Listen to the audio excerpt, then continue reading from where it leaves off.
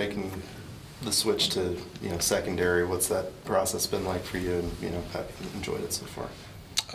Yeah, of course I enjoy. I enjoy any time I get to coach ball, man. I'm not one dimensional. I'm a ball coach, but the transition has been good. Obviously, there's newer things of kind of switching the mindset a little bit, but once you get back in the hang of the defense and how things operate, being in different positions has played an advantage for me. Kind of getting the elephant out of the room, what does the safety room kind of look like post Jack Kane? I mean, we wish Jack Kane the best, you know what I mean? And we're just going to keep moving forward. I mean, guys get more reps. Guys that have to develop a lot faster, and those reps that they've been wanting, they're getting now. So the show must go on, man. Like I said, we wish them the best, and we just want to keep developing the guys we have here. What do you kind of make of Trey Glassberry's spring so far, and the other early enrollees in that group? They catch on fast, and they catch on from being thrown in the fire. That's how it's always been here. So we always eat our young. So he's been thrown in the fire, and he's held his own. That's why he came here, though. So talking to him and Zeph and Walker, those guys aren't here to just kind of be here. You know what I mean? You're here to get ahead. That's what you chose to do, to forego some high school things and to come out here and start developing. Last I had spoke to you, it was just ahead of the AFCA, the 35 under 35. I just kind of wanted to pick your brain about that. What was kind of the biggest takeaway from that week, and anything new to add to the arsenal that you picked up on there? Yeah, it's just the development piece. That's what I'm big on. So we talk about developing our players. I have to develop myself. So it was just great to hear from a lot of different head coaches, different agency panels, financial advisors, just things like that, to not only develop my coaching but my lifestyle off the field. So it was a great experience. Things that I can take away to, better my team here and pass on to the next young coach.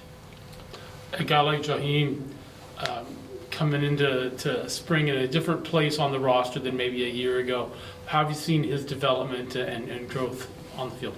Well, one, he just had to speed it up. He's a senior now, so his urgency has to click. But we always knew Jaheim had the talent. It's just getting him to understand and get his mindset to match his skill set is ultimately what we want to get out of him. But putting him in those situations, getting him around the Tyrese Ivies and the Skylar Thomases every day, force him to speed up his development as well. So if he wants a shot at this thing to take care of his family in the future, he's going to have to catch on really fast.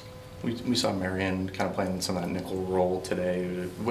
That wasn't something he did a ton of last year, but kind of what's that transition like? What do you kind of look for skill set wise for guys in that role? Yeah, I just think that's how we recruit. That's how we've always recruited here. We don't recruit corners, safeties, or nickels. We recruit defensive backs. And Amarion has a skill set to play all three in the back end. So just moving those guys around so that way they have a role. And when those guys feel like they have a role, they want to be here, and we'll use them down the stretch. So with guys leaving here, you know what I mean, we want to be able to move those guys around and give them an opportunity to go out there and play, and that way we can make them versatile for the next level as well.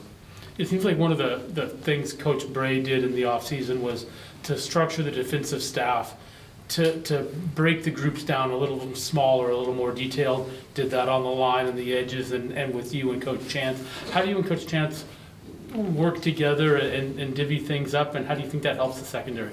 I think it just gives the players more attention, you know what I mean?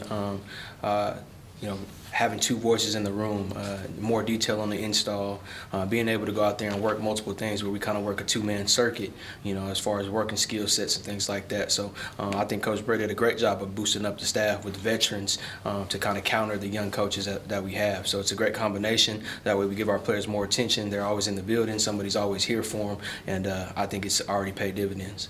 You've obviously worked with secondary in the past, kind of going back to them.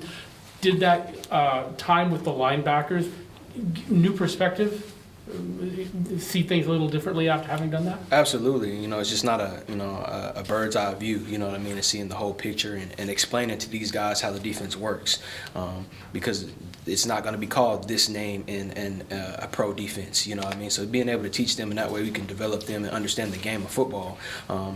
Because these guys may have to play other positions, or just understand it so that way they can go out there and make more plays, have a better diagnosis of pre-snap reads and things like that can help them create more plays for the Beavs. When you kind of looking at that top-down approach, what's kind of been the biggest change you've seen in this defensive group as opposed to last year's? Just the sound, being sound as a defense. Obviously with Coach Bray coming back and having more of an understanding of it, I think these guys are more dialed into how the defense operates and the moving pieces of it. So being top down, just seeing the whole picture with these guys, being able to explain why we do things and how they're supposed to be executed to make it ours ultimately. You were talking about you don't recruit corners or nickels or safeties, just defensive backs. How does that work with a guy like Cy, who got a lot of run last year at that nickel spot, may or may not primarily be a nickel this year with Noble back? Where does he fit in with that experience? First of all, Cy Vagerale is probably one of the most dynamic and athletic guys we have in this room. He has the ability to be as good as he wants to be. He has the ability to go outside and play a fast corner if we need it, or a shifty guy. He can play in the slot. And he got thrown in the fire last year as a freshman and kind of got beat up a little bit, but it'll be good for him to kind of heal those wounds and go out there and be able to execute. I can move him back to safety if I wanted to, because he understands how the defense operates. So, like I said, being able to put those guys in different positions plays advantages for the Beavers, and they have to understand that as we talk in the room. So when you talk about having multiple coaches in the room, or there's also multiple positions in the room. So those guys have to have an open ear when we're coaching up other guys as to what they're supposed to do if they get thrown in another position. Kind of with Jaleel Tucker, obviously, he's had a number of stops, but it kind of seems like this will be one of the last if everything goes according. What have you kind of seen out of him, and what's kind of the missing piece been for him that you guys think he can unlock this season? Yeah, I think he just brings a lot of speed. You know what I mean? And obviously, the journey that he's gone on after his first stop. He brings that too. A lot of life veteranism that he can bring to these younger guys. I think he's happy here. He's handling the things off the field that he needs to so he can focus on the field. But he just brings another dynamic piece to the secondary that, is unique. So if we need him to match up on somebody, we have that tool as well. So just we look at the room as a big toolbox, and the deeper we can go into that, the better we'll be. Is there somebody this spring that's jumped out at you with the way, maybe the progress they've made this spring? I think Tyrese Ivey has made great strides. He got his junior college year back, and he's taken full advantage of it. I think he's been really locked in. Jaheim Patterson, the same thing. I think he's shown up really well. Skylar continues to get better. But I think they've all taken a step where we needed them, and they understand now it's their opportunity to go out there and play with guys leaving and guys graduating, that this is the opportunity. So we don't waste opportunities. Other people end up taking them. So I think they all have improved, but Tyrese Ivey has come in every day and handled his business like a pro, and I think it's starting to spread amongst the room along with Skylar Thomas.